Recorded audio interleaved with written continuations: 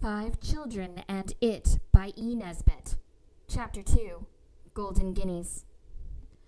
Anthea woke in the morning from a very real sort of dream, in which she was walking to the zoo in the pouring rain without an umbrella. The animals seemed desperately unhappy because of the rain, and they were all growling gloomily. When she woke, both the growling and the rain went on just the same. The growling was the heavy, regular breathing of her sister Jane, who had a slight head cold and was still asleep. Rain fell in slow drops on Anthea's face from the wet corner of a bath towel, which her brother Robert was gently squeezing the water out of to wake her up. "Oh, drop it," she said rather crossly. So he did, for he was not a brutal brother, and though very ingenious with booby traps and original methods of waking sleeping relatives, and all the other little accomplishments which make a home truly happy. "I had such a funny dream," Anthea began. "So did I," said Jane, waking suddenly without any warning. "I dreamed we found a sand fairy in the gravel pit, and it said it was a Samiade, and we might have a new wish every day, and—" "But that's what I dreamed," said Robert. "I was just going to tell you. And we had the first wish directly, and I wished you girls were silly enough to dream we were as beautiful as the day, and we jolly well were, and it was perfectly beastly." "But can different people dream all the same thing?" said Anthea, sitting up in bed. "Because I dreamed all that, as well as the bit about the zoo in the rain, and Baby didn't know who we were, and the servant shut us out of the house because our radiance of our beauty was such a complete disguise, and—" The voice of the eldest brother sounded from across the landing. "Come on, Robert," it said. "You'll be late for breakfast again, if you don't mean to shirk your bath like you did on Tuesday." "I say, come here a second," said Robert. "I didn't shirk it at all. I had it after breakfast in Father's dressing room, because ours was empty anyway." Cyril appeared in the doorway, partially clothed. "Look here," said Anthea. "We've all of us had such an odd dream. We dreamed we found a sand fairy, and—" Her voice died away before Cyril's contemptuous glare. "Dream," he said. "You little sillies. It's all true. I tell you it all happened. That's why I'm so keen to be down early.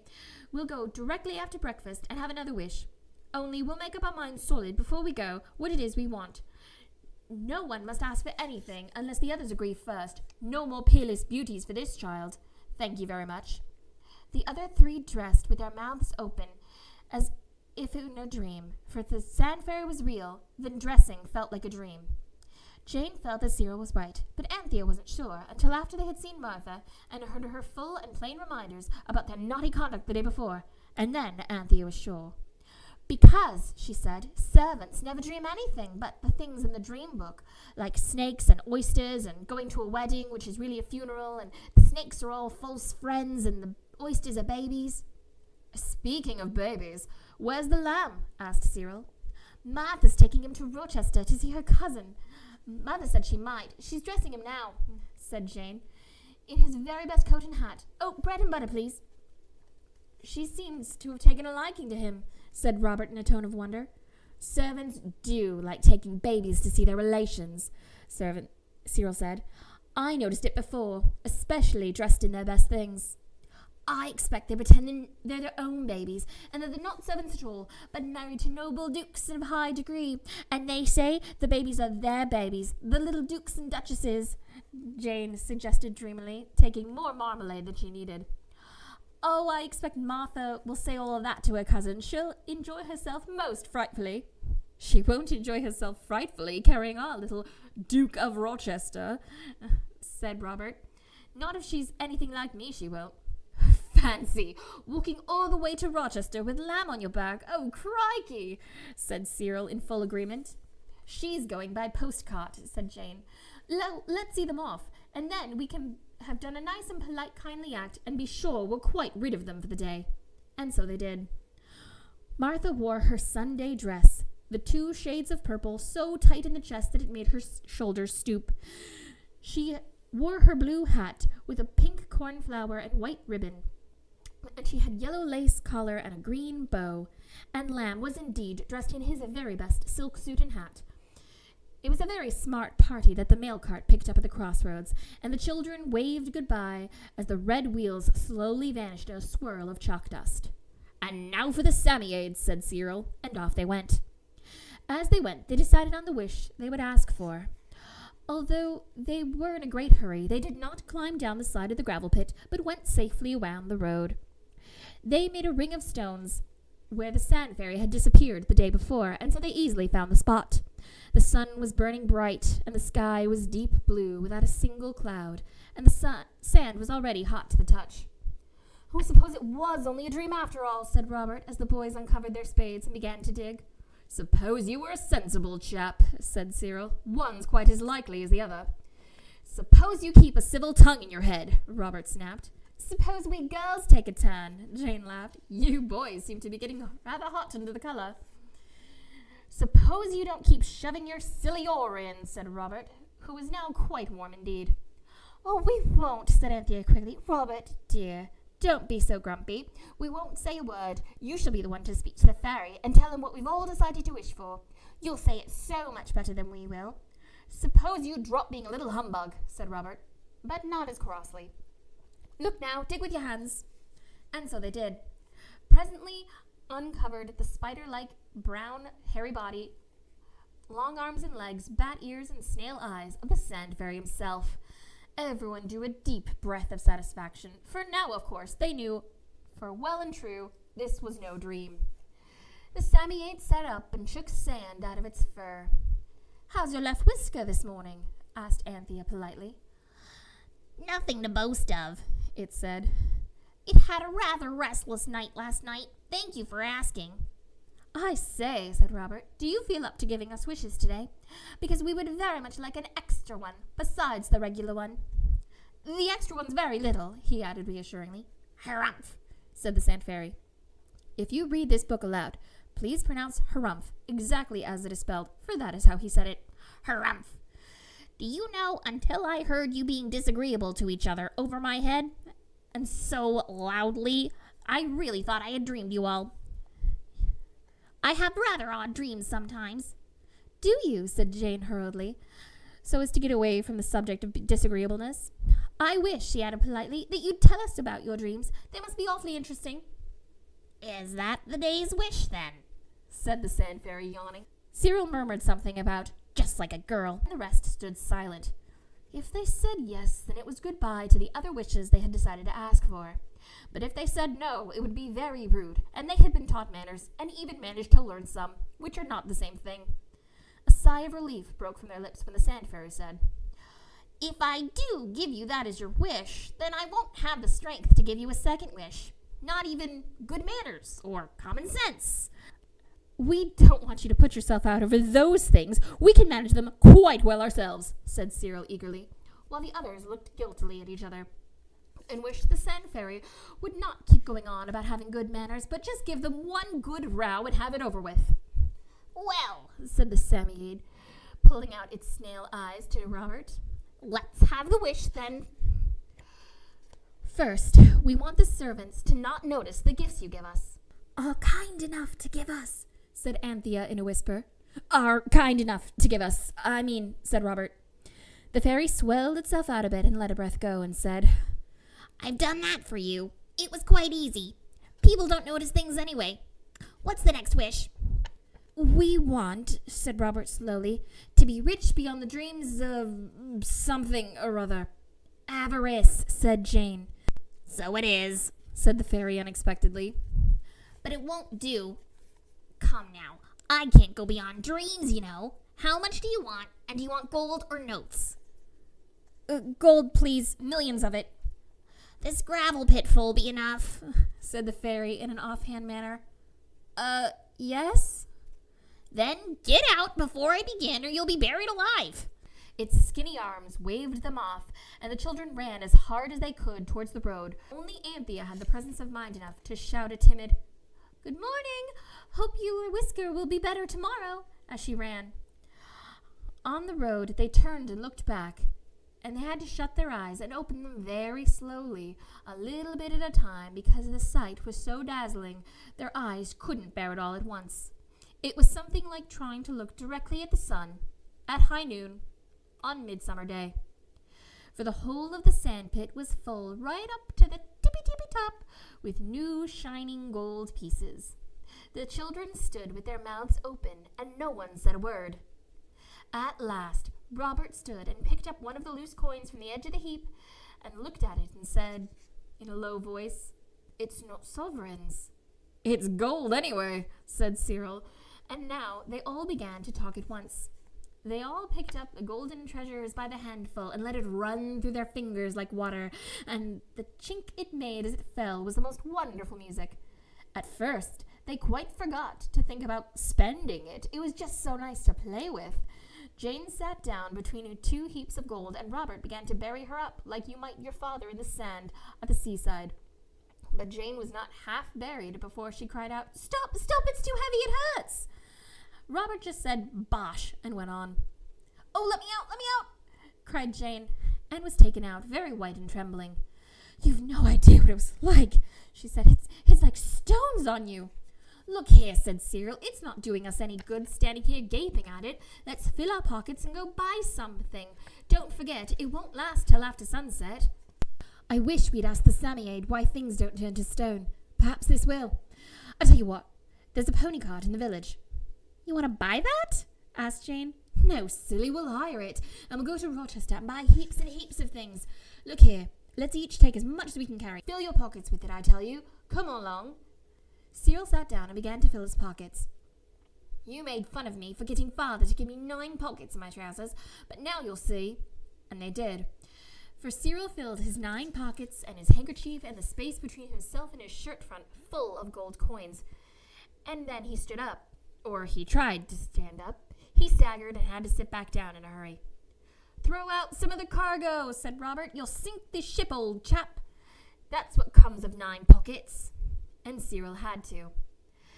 Then they set off to walk for the village. It was more than a mile, and the road was very dusty indeed, and the sun seemed to be getting hotter and hotter, and the gold in their pockets was getting heavier and heavier. It was Jane who said, "I don't see how we're to spend it all. There must be thousands of pounds among us.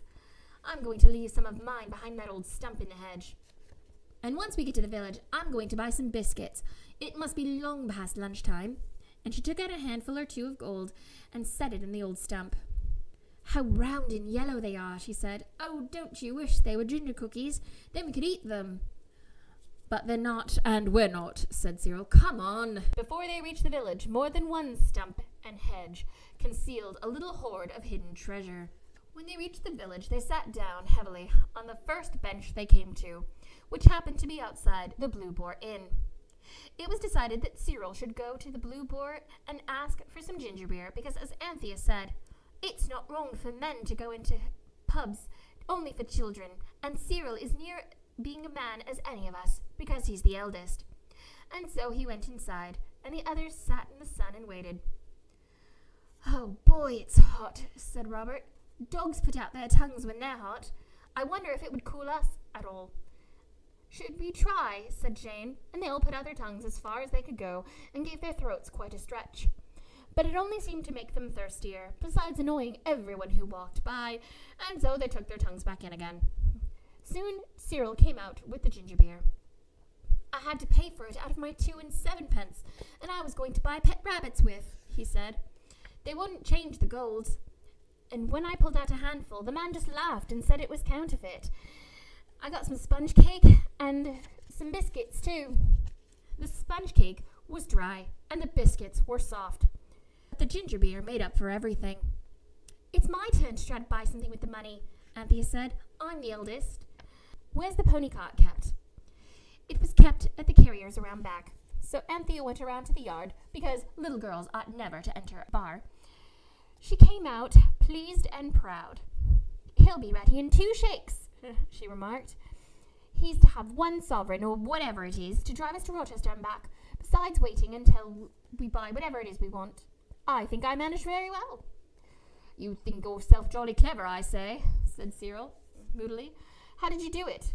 "Well, I wasn't jolly clever enough to take out handfuls of money out of my pockets and make it seem cheap," she retorted. "I just found a young man doing something or other with a horse's leg, and I held out a sovereign, and I said, 'Do you know what this is?' And he said, 'No,' and he called over his father, and the old man came, and he said it was a guinea, and he asked if it was mine to do as I liked with, and I said yes, and I asked about the pony cart, and I said he could have a gold guinea if he drove us to Rochester, and he said his name was S. Crispin, and he be right. It was a new sensation to be driven by a pony cart along a country road, and it was very pleasant too, which is not always the case with new sensations. The children sat quietly, each dreaming of what they would buy with the money in town. The old man set them down at a bridge at their request. "If you were going to buy a carriage and horse, where would you go?" asked Cyril, as if he were only asking for the sake of asking something.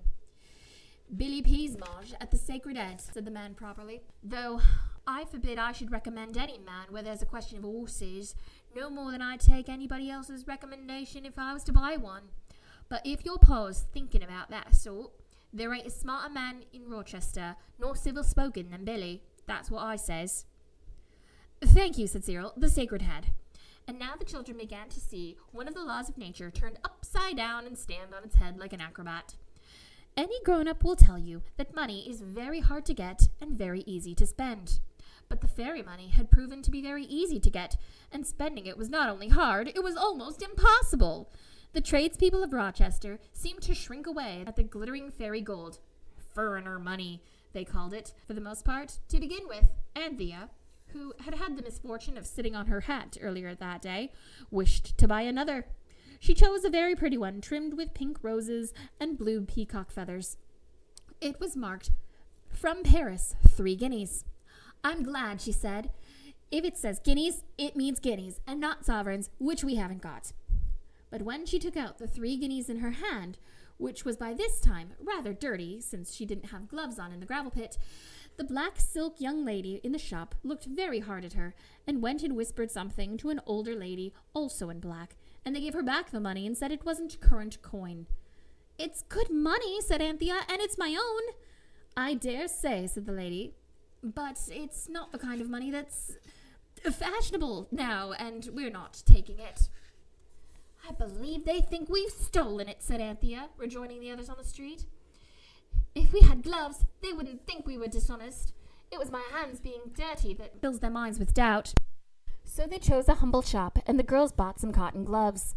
But when they tried to offer the guinea to a woman at the shop, she said she had no change, and so the gloves had to be paid for out of Cyril's 6pence that he meant to buy rabbits with. They tried several more shops, the sort of shops where you buy toys and perfume and handkerchiefs and books and fancy boxes of stationery, even photographs of local objects of interest. But nobody cared to change a guinea in Rochester that day. And they went from shop to shop and got dirtier and dirtier, and their hair became more and more untidy. And Jane slipped and fell down in part of the road and tore her dress. And also, they got hungrier and hungrier, but they found that no one would give them anything to eat for their guineas. After trying 2 pastry cooks in vain, they became so hungry that Cyril suggested a plan in desperation. They marched into the 3rd pastry cook's. Beale, his name was, and before anyone at the counter could stop them, each child seized 3 penny buns, clasped the 3 together in their dirty, grubby little hands, and took a huge bite out of the triple sandwich. Then they stood and offered the guinea. "Here," said Cyril, "pay yourself out of that." Mr. Beale snatched the coin, bit it, and put it in his pocket. "Off you go, then," he said. "But our change," said Anthea, who was of saving mind. "Change," said the man. "I'll change you. Out you go. And make yourselves lucky I don't call for the coppers." In the garden, the little millionaires finished their hot buns. They were soft and delicious, and the act charmed and raised their spirits of the whole party. And yet, even they feared venturing to Mr. Peasmarsh at the Sacred Head on the object of horses and carriages. The boys would be pleased to give up the idea, but Jane was hopeful and Anthea was obstinate, and their eagerness prevailed. The whole party by this time was incredibly dirty. They found Mr. Peasmarsh in the yard, and Robert opened the business in his terms.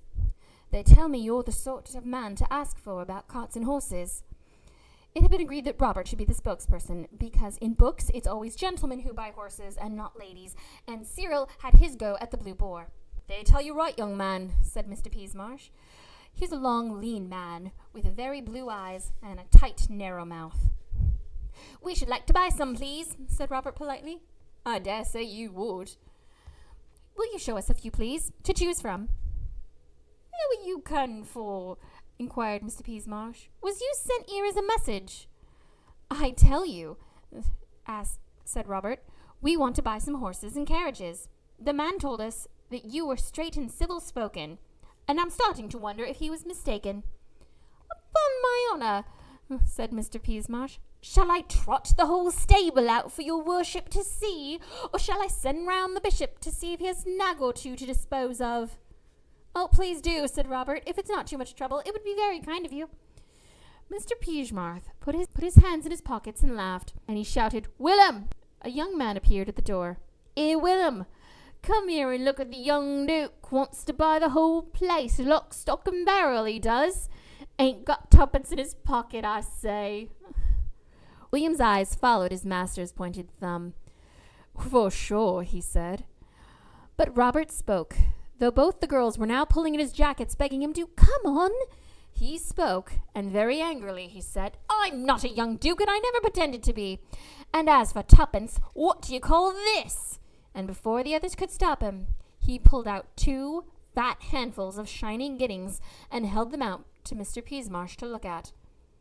And look he did. He snatched up one with his finger and thumb and bit it, and Jane expected him to say, Oh, my best horse in the stable is at your service. But the others knew better. Still, it was a blow. But he shouted, Willem, shut the yard doors. And Willem grinned and shut them. Now, good afternoon, said Robert hastily. We shan't buy another of your horses now, whatever you say, and I hope that'll be a lesson to you. And he strode for the gate. But Billy Peasmarsh put himself in the way. Not so fast, you young scoundrels. Willem, fetch the coppers. Willem went, and the children stood huddled together, frightened like sheep, as Mr. Peasmarsh began to speak to them. Nice lot you are, aren't you, coming round tempting honest men with your stolen guineas? They are our guineas, said Cyril boldly. Oh, of course they are, and dragging little girls into it too. Ah, you boys ought to be ashamed of yourself. Here, you come quiet, and I'll let the girls go in peace. We won't be let go, said Jane heroically. Not without our brothers. It's our money, just as much as it is there, you wicked old man. Where'd you get it then?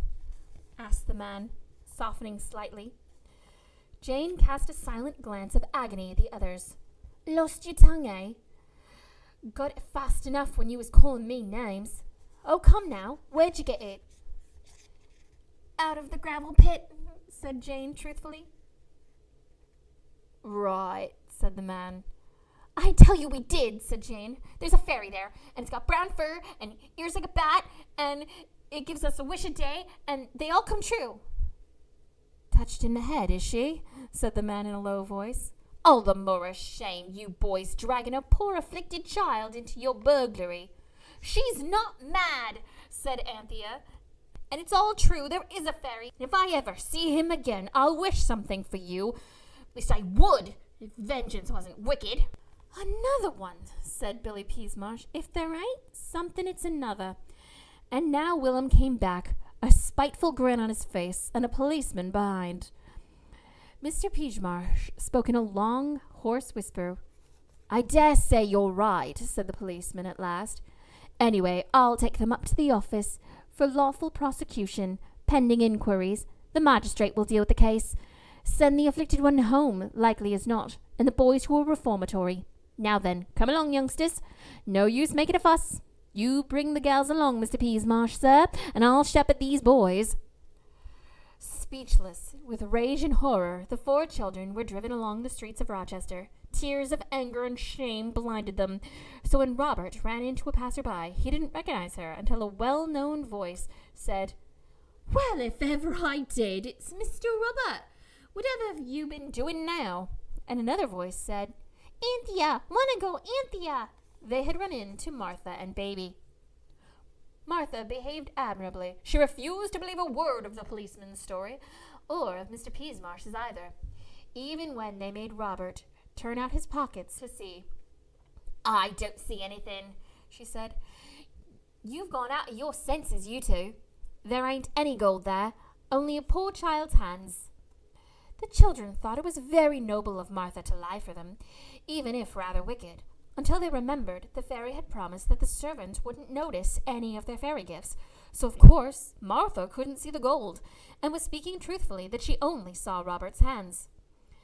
It was getting to dusk when they reached the police station. The policeman told his tale to the inspector, who sat in a large bare room. "Produce the coins, officer," said the inspector. "Turn out your pockets," said the constable. Cyril desperately plunged his hands in his pockets and stood a moment, and then began to laugh, an odd sort of laugh. It hurt and felt more like a cry. His pockets were empty, and so were the pockets of the others. For of course, at sunset, the fairy gold had all vanished away. "Turn out your pockets and stop that nonsense," said the inspector. Cyril turned out his pockets, all 9 of them, and every pocket was empty. "Well," said the inspector, "I don't know how they could have done it, the artful little beggars. They walked right in front of me the whole time so as I could keep an eye on them and keep them away from the crowd and obstructing traffic." "It is very remarkable," said the inspector, frowning. "If you're quite done browbeating innocent children," said Martha, "I'll hire a private carriage to drive them home to their papa's mansion. You'll hear about this again, young man. I tell you, there ain't any gold. It's a little early in the day for a constable not to be able to trust his own eyes when he's on duty." "Take them away, for goodness sake," said the inspector crossly. But as they left the police station, he turned to Mr. Peasmarsh and the officer and said, "Now then," in a voice that was much more cross than the way he had spoken to Martha. Martha was as good as her word. She took them home in a very fine carriage because the mail cart had already gone. And though she stood by them most nobly with the police, she was very angry with them once they were alone, traipsing off to Rochester by themselves, that none of them dared to mention anything about the old man in the pony cart from the village who was waiting for them. And so, after one day of boundless wealth, the children found themselves sent to bed in disgrace, and only a pair of cotton gloves richer. The thing that troubled them the most was the fear that the old man's guinea might have disappeared at sunset like all the rest. So they went to the village the next day to apologize for not meeting him in Rochester, and just to see. They found him very friendly, and the guinea had not disappeared, but had had a hole born in the middle of it and hung on his watch chain as a prize. As for the guinea the baker took, the children felt they could not care if it had vanished or not, which was not perhaps very honest. And after a time, Anthea secretly sent 12 stamps by post to Mr. Beale, baker, care of Rochester, and inside she wrote, "To pay for the buns, which were overpriced." I kind of hope the guinea did disappear.